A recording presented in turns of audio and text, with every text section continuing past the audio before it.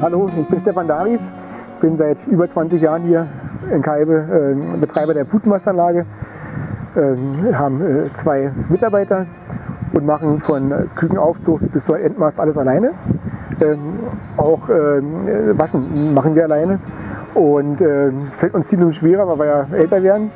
Und da habe ich mir vor 2 Jahren ein Kollege mir ein Video zugeschickt von Washpower, dass ein Waschroboter den Flügelstall wäscht, war ich ganz begeistert.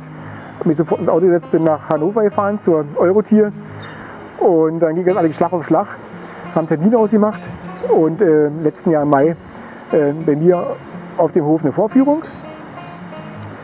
Hab dann den ganzen Tag ging die Vorführung, haben den Stall sauber gewaschen, hatte noch 2 zu waschen und gab dann sogar einen Vertrauensvorschuss von den Kollegen von Washpower.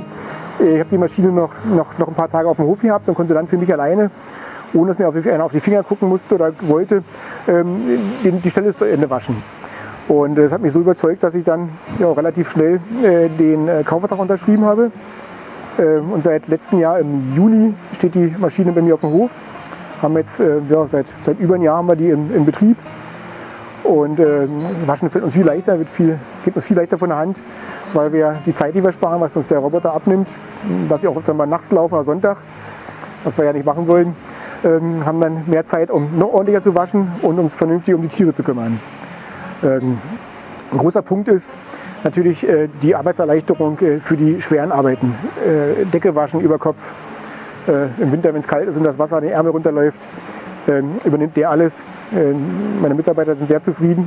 Spart die natürlich, brauchen das nicht mehr machen. Und auch Fußboden waschen geht hervorragend.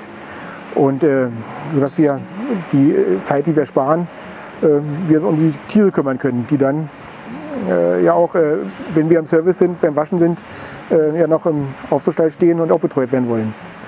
Also ich bin rundum zufrieden und sollte man sich mal angucken.